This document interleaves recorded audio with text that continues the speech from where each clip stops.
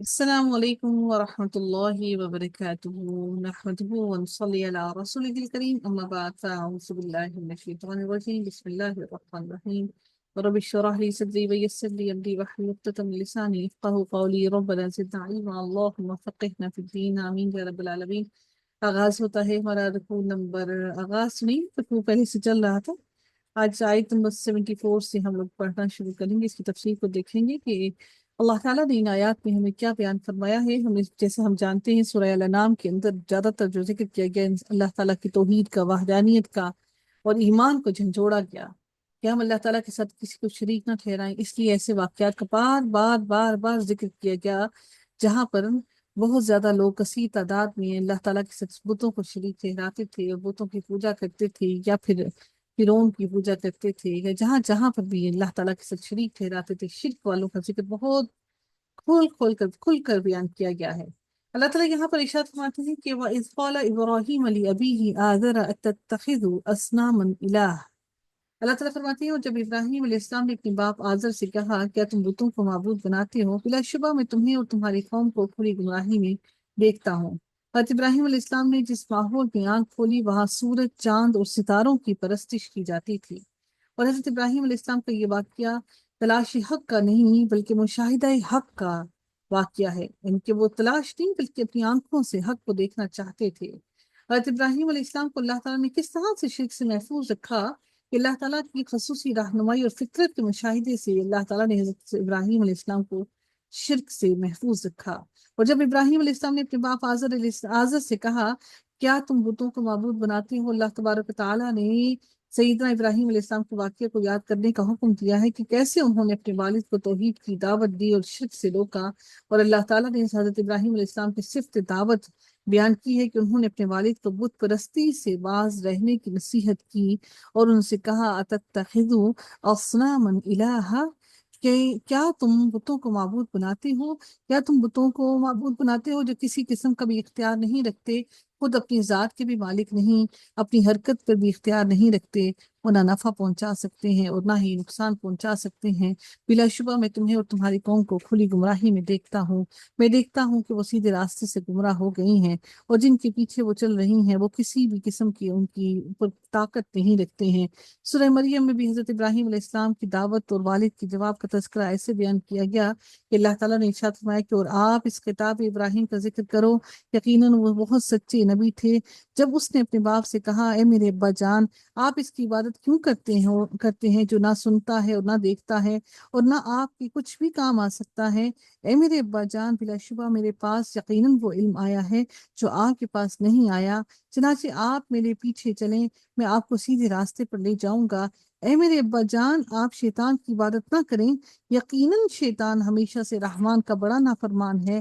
اے میرے ابا جان یقیناً میں ڈرتا ہوں کہ آپ کو رحمان کیا کوئی عذاب پکڑ لے، پھر آپ شیطان کے ساتھی ہو جائیں۔ باپ نے کہا اے ابراہیم، کیا تم میرے معبودوں سے بے رغبتی کرنے والے ہو؟ یقیناً اگر تم باز نہ آئے تو میں ضرور تمہیں سنسار کر دوں گا، اور تم مجھے چھوڑ دو کہ تم صحیح سالم حال میں ہو۔ اس نے کہا آپ پر سلام ہو ابا جان، میں ضرور ہی اپنے رب سے آپ کے لیے بخشش کی دعا کروں گا، یقیناً وہ ہمیشہ سے بہت مہربان ہے، اور میں تم سے بھی کنارہ کشی کرتا ہوں اور ان سے جنہیں اللہ تعالیٰ کے سوا تم پکارتے ہو، اور میں اپنے رب کو پکارتا ہوں، امید ہے کہ میں اپنے رب کو پکارنے میں نامراد نہیں ہوں گا۔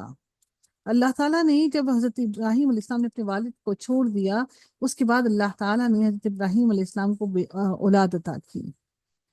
رسول اللہ صلی اللہ علیہ وسلم نے فرمایا کہ سیدنا ابراہیم علیہ السلام قیامت کے دن اپنے والد آزر سے ملیں گے اور آزر کا منہ سیاہی اور گرد و غبار ہوگا، تو سیدنا ابراہیم علیہ السلام ان سے کہیں گے کہ میں نے دنیا میں آپ سے کہا نہیں تھا کہ میری نافرمانی نہ کرو؟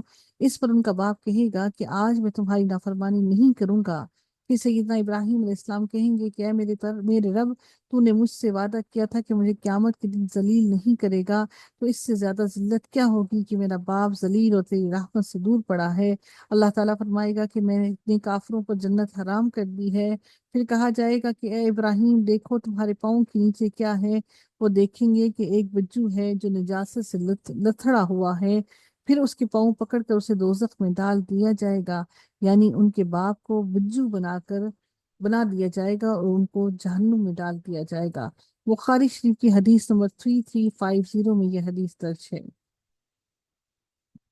اللہ تعالیٰ سورہ بنی اسرائیل میں ارشاد فرماتے ہیں، اور ان کے لیے تواضع کا بازو رحم دلی سے جھکائے رکھو اور کہو کہ اے میرے رب ان دونوں پر رحم فرما جیسے انہوں نے مجھے بچپن میں پالا تھا۔ یہ والدین کے لیے ایک تعلق کا ہے، ذکر کیا گیا ہے کہ والدین سے کس طرح سے، تو ہمیں بتایا گیا کہ کس طرح سے والدین کے لیے اپنے آپ کو نرم کر دینا چاہیے۔ اللہ تعالیٰ مزید اگلی آیت میں ارشاد فرماتے ہیں، وَكَذَلِكَ نُرِيَ وَكَذَلِكَ نُرِيَ إِبْرَاهِيمَ مَلَكُوتَ السَّمَاوَاتِ وَالْأَرْضِ وَلِيَكُونَ مِنَ الْمُوقِنِينَ۔ اللہ تعالیٰ ارشاد فرماتے ہیں کہ اور اسی طرح یعنی جب اللہ تعالیٰ نے حضرت ابراہیم علیہ السلام کو توحید اور اس کی دعوت دینے کی توفیق عطا کی، ابراہیم علیہ السلام کو ہم نے آسمانوں اور زمین کی عظیم سلطنت دکھاتے تھے، ہم عظیم سلطنت دکھاتے تھے، یعنی ہم نے آسمان اور زمین کی چیزوں میں حضرت ابراہیم علیہ السلام کے لیے اپنی توحید کے دلائل کھول دیے، اور ان پر جو وہ یہ بات روشن کر دی کہ اللہ تعالیٰ کے سوا کوئی معبود نہیں ہے۔ اللہ تعالیٰ نے سورہ یونس میں ارشاد فرمایا کہ کہہ دو کہ دیکھو آسمانوں اور زمین میں کیا کچھ ہے، اور نشانیاں اور ڈرانے والی چیزیں ان کے کام نہیں آتی ہیں جو لوگ ایمان نہیں لاتے۔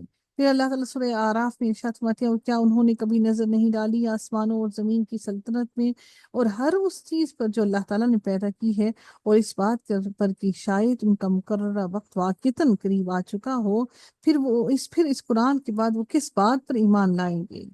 وَلِيَكُونَ مِنَ الْمُوقِنِينَ، تاکہ وہ کامل یقین کرنے والوں میں سے ہو جائے، تاکہ وہ دلائل کے مطابق یقین اور علم کامل حاصل کر لے۔ اللہ تعالیٰ مزید ارشاد فرماتے ہیں، فَلَمَّا جَنَّ عَلَيْهِ اللَّيْلُ رَأَىٰ كَوْكَبًا قَالَ هَٰذَا رَبِّي فَلَمَّا أَفَلَ قَالَ لَا أُحِبُّ الْآفِلِينَ۔ چنانچہ جب اس پر رات چھا گئی تو اس نے ایک تارہ دیکھا۔ اب اللہ کے وجود کو تلاش کر رہی ہے حضرت ابراہیم علیہ السلام، تو اس نے ایک تارہ دیکھا، قال هذا ربی، انہوں نے کہا کہ یہ میرا رب ہے، اس نے کہا کہ یہ میرا رب ہے، فلما افل قال لا احب الآفلین، پھر جب وہ ڈوب گیا تو اس نے کہا میں ڈوب جانے والوں سے محبت نہیں رکھتا۔ جو خود ہی ڈوب گیا وہ میرا رب کیسے ہو سکتا ہے؟ جو دن کے وقت موجود نہیں تو مجھے وہ جو میری آنکھوں سے اوجھل ہو گیا، جو میری آنکھوں سے اوجھل ہو گیا تو وہ پھر میرا رب کیسے ہو سکتا ہے؟ یہ رب ہونے کا مستحق ہرگز نہیں ہے۔ پھر اللہ تعالیٰ ارشاد فرماتے ہیں، فلما رأى القمر بازغا قال هذا ربي فلما أفل قال لئن لم يهدني ربي لأكونن من القوم الضالين۔ پھر ارشاد ہوتا ہے کہ چنانچہ جب اس نے ایک جگمگاتا ہوا چاند دیکھا تو اس نے کہا یہ میرا رب ہے، چاند ستاروں سے زیادہ روشن ہوتا ہے۔ حضرت ابراہیم علیہ السلام نے جب چاند کو طلوع ہوتے دیکھا اور ستاروں سے زیادہ روشن دیکھا تو کہا هذا ربي، یہ میرا رب ہے۔ یہ بات انہیں دلیل دینے کے لیے مخالفین کے مقام پر رہتے ہوئے کہی انہوں نے۔ پھر جب وہ ڈوب گیا تو اس نے کہا اگر یقیناً میرے رب نے میری رہنمائی نہ کی تو میں ضرور گمراہ لوگوں میں سے ہو جاؤں گا۔ فلما افلک قال لئن لم يهدني ربي لأكونن من القوم الضالين۔ جب چاند ڈوب گیا تو حضرت ابراہیم علیہ السلام نے کہا اللہ تعالیٰ کی رہنمائی کے بغیر میں گمراہ لوگوں میں سے ہو جاؤں گا۔ پھر اللہ تعالیٰ مزید ارشاد فرماتے ہیں کہ فلما رأى الشمس بازغة قال هذا ربي هذا أكبر۔ اب انہوں نے کہا کہ سورج کو جب دیکھا تو وہ تو زیادہ سائز میں زیادہ بڑا تھا، انہوں نے کہا کہ یہ جب چمکتا ہوا سورج کو دیکھا تو انہوں نے کہا یہ میرا رب ہے کیونکہ یہ تو سب سے بڑا ہے۔ فلما أفلت قال يا قوم إني بريء مما تشركون۔ جب سورج بھی ڈوب گیا تو اس نے کہا اے میرے قوم بلا شبہ میں اس سے سب سے بے تعلق ہوں جو تم شریک ٹھہراتے ہو۔ یہ تو رب ہو ہی نہیں سکتے کیونکہ یہ تو غائب ہو جاتے ہیں، چھپ جاتے ہیں۔ انی وجہت وجہی للذی فطر السماوات والارض حنیفا وما انا من المشرکین۔ یقیناً میں نے اپنا چہرہ اس کی طرف متوجہ کر لیا جس نے آسمانوں اور زمین کو پیدا کیا ہے۔ حضرت ابراہیم علیہ السلام نے کہا کہ اب میں نے اپنی نیت، اپنی ہر عبادت اور عمل صالح کو اللہ تعالیٰ کے لیے خالص کر لیا ہے اور اپنے قلب اور روح کی گہرائیوں میں اسی کی محبت کو بسا لیا ہے۔ اللہ تعالیٰ سورہ لقمان میں ارشاد فرماتے ہیں کہ اور جو شخص اپنے آپ کو اللہ تعالیٰ کے سپرد کر دے اور وہ ہو بھی نیک، تو یقیناً وہ ایک مضبوط سہارا تھام لے چکا ہے اور سارے کاموں کا انجام اللہ تعالیٰ کی طرف ہی ہے۔ حنیفا وما انا من المشرکین، یکسو ہو کر اور میں شرک کرنے والوں میں سے نہیں ہوں۔ اللہ تعالیٰ سورۃ النساء میں ارشاد فرماتے ہیں اور دین میں اس سے اچھا کون ہے جس نے اپنا چہرہ اللہ تعالیٰ کے سپرد کر دیا اور وہ نیکی کرنے والا ہو، اور اس نے ابراہیم کی ملت کی پیروی کی ہو جو ایک اللہ کی طرف ہو جانے والا تھا، اور ابراہیم علیہ السلام کو اللہ تعالیٰ نے خاص دوست بنا لیا۔ نبی کریم صلی اللہ علیہ وآلہ وسلم جب بھی نماز کا آغاز کرتے تو تکبیر تحریمہ کے بعد یہ الفاظ پڑھتے تھے کہ وجہت وجہی للذی فطر السماوات والارض حنیفا وما انا من المشرکین ان صلاتي ونسکی ومحیای ومماتی للہ رب العالمین لا شریک له وبذلك امرت وانا من المسلمین اللهم انت الملك لا الہ الا انت ربي وأنا عبدك ظلمت نفسي واعترفت بذنبي فاغفر لي ذنوبي جميعا إنه لا يغفر الذنوب إلا أنت واهدني لأحسن الأخلاق لا يهدي لأحسنها إلا أنت واصرف عني سيئها لا يصرف عني لا يصرف عني سيئها إلا أنت لبيك وسعديك والخير كله في يديك والشر ليس إليك أنا بك وإليك تباركت وتعاليت أستغفرك وأتوب إليك۔ یعنی میں نے اپنا چہرہ اس کی طرف کیا جس نے آسمان اور زمین بنایا، یکسو ہو کر، اور میں مشرکوں میں سے نہیں ہوں۔ یقیناً میری نماز اور میری ہر بدنی اور مالی عبادت اور میرا جینا اور میرا مرنا اللہ تعالیٰ کے لیے ہے جو کائنات کا رب ہے، اس کا کوئی شریک نہیں، اور اسی کا مجھے حکم ملا ہے اور مسلمانوں میں سے ہوں، اور میں مسلمانوں میں سے ہوں۔ یا اللہ تو بادشاہ ہے، کوئی معبود نہیں مگر تو میرا پالنے والا ہے اور میں تیرا غلام ہوں۔ میں نے اپنی جان پر ظلم کیا اور اپنے گناہوں کا اقرار کیا، سو میرے سب گناہوں کو تو بخش دے، اس لیے کہ تیرے سوا گناہوں کو کوئی نہیں بخشتا، اور مجھے اچھی عادتیں سکھا دے کہ نہیں سکھاتا اس کو مگر تو، اور دور رکھ مجھ سے بری عادتیں، نہیں دور رکھ سکتا ان کو مگر تو، مگر تو ہے جو اس کو دور رکھ سکتا ہے۔ میں تیری بارگاہ میں حاضر ہوں اور تیرا فرما بردار ہوں، اور ساری خوبی تیرے ہاتھوں میں ہے، اور شر سے تیری طرف نزدیکی حاصل نہیں ہو سکتی مگر توفیق تیری طرف سے ہے، اور میری التجا تیری طرف ہے، تو بڑی برکت والا اور بلند ذات والا ہے۔ میں تجھ سے مغفرت مانگتا ہوں اور تیری طرف جھکتا ہوں۔ مسلم کی حدیث 1812 میں یہ دعا جو ہے پوری درج ہے۔ آپ لوگ چاہیں تو اس کو یاد کر لیجئے اور اپنی نماز میں تکبیر تحریمہ کے بعد اس دعا کا پڑھنے کا اہتمام کیجئے۔ اللہ تعالیٰ ان تمام دعاؤں کو ہمارے حق میں قبول فرمائے۔ اللہ تعالیٰ کی آیت میں ارشاد فرماتے ہیں وحاجه قومه قال اتحاجونی فی اللہ وقد هادان۔ اللہ تعالیٰ ارشاد فرماتے ہیں اور اس کی قوم نے اس سے جھگڑا کیا، حجت واضح کی، اور انہوں نے حجت کہتے ہیں واضح کرنا، اور دلیل کو کہا جاتا ہے۔ سیدنا ابراہیم علیہ السلام سے ان کی قوم نے توحید کے بارے میں جھگڑا کیا تو آپ علیہ السلام نے انہیں جواب دیتے ہوئے کہا قال اتحاجونی فی اللہ وقد ہدانی۔ اس نے کہا کیا تم اللہ تعالیٰ کے بارے میں مجھ سے جھگڑتے ہو حالانکہ اس نے مجھے ہدایت دی ہے۔ حضرت ابراہیم علیہ السلام نے کہا کہ تمہارا مجھ سے اللہ کی توحید اور عبادت کے بارے میں جھگڑا کیسے درست ہو سکتا ہے؟ اس نے مجھے ہدایت دی ہے، توحید عطا کیا ہے، توحید کے بارے میں مجھے سکھایا ہے، اور میں واضح دلیل پر ہوں، اور تمہارے پاس تو کچھ بھی نہیں ہے۔ وَلَا أَخَافُ مَا تُشْرِكُونَ بِهِ، اور میں ان سے نہیں ڈرتا جن کو تم اللہ کے ساتھ شریک بناتے ہو۔ میں جھوٹے خداؤں سے نہیں ڈرتا کیونکہ نہ وہ مجھے نفع دے سکتے ہیں اور نہ ہی نقصان دے سکتے ہیں۔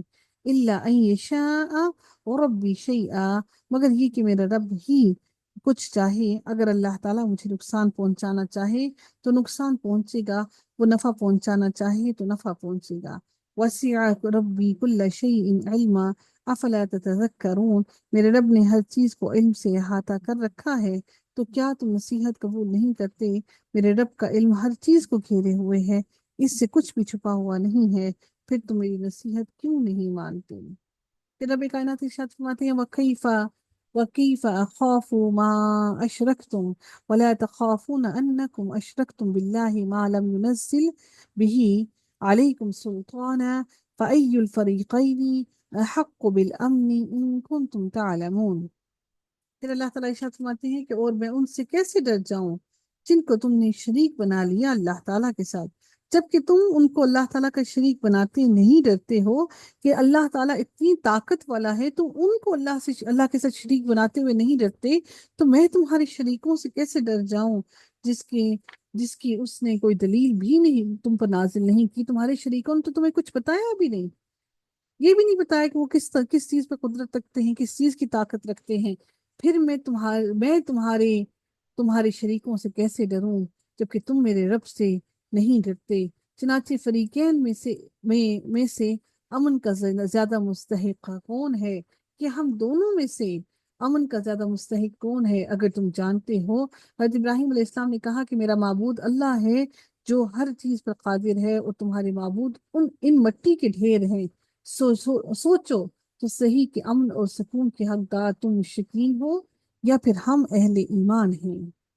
اللہ تعالیٰ فرماتے ہیں الذین آمنوا ولم یلبسوا ایمانہم بظلم اولئک لہم الامن وہم مہتدون۔ جو لوگ ایمان لائے اور انہوں نے اپنے ایمان کو شرک سے آلودہ نہیں کیا، یہی وہ لوگ ہیں جن کی امن کا ذکر اللہ تعالیٰ نے امن کا اعلان کر دیا، اور وہی وہ لوگ ہیں جو ہدایت پانے والے ہیں۔ اللہ تعالیٰ ان کے لیے ہدایت کا ذکر اللہ نے کہہ دیا کہ یہ لوگ جو شرک نہیں کرتے، اللہ تعالیٰ ان کو ضرور ہدایت عطا کرتا ہے، اور جو بدعتیں اختیار کر لیتے ہیں، جو شرک میں مبتلا ہو جاتے ہیں، اللہ تعالیٰ ان کو ہدایت نہیں عطا کرتا۔ وہ لوگ جو ایمان لائے اور اپنے ایمان کے ساتھ ظلم نہیں ملایا، تو اللہ تعالیٰ اللہ کے رسول کے صحابہ پر شاک گزری جب یہ بات، تو آپ کی خدمت میں حاضر ہو کر عرض کیا اے اللہ کے رسول، ہم میں سے کون ایسا ہے جس نے اپنے نفس پر ظلم نہ کیا ہو، یعنی اس سے گناہ نہ ہوا ہو؟ رسول اللہ صلی اللہ علیہ وآلہ وسلم نے فرمایا اس کا یہ مطلب نہیں ہے جو تم خیال کر رہے ہو، اس آیت میں ظلم کا مطلب وہ ہے جو لقمان علیہ السلام نے اپنے بیٹے سے کہا کہ اے میرے بیٹے، اللہ کے سوا کسی کو شریک نہ ٹھہرانا، کیونکہ شرک بہت بڑا ظلم ہے۔ یہی وہ لوگ ہیں جو شرک نہیں کرتے، اللہ نے ان کو آخرت کے دن ان کو امن میں عطا کرے گا، اور وہ ہدایت یافتہ لوگوں میں سے ہوں گے۔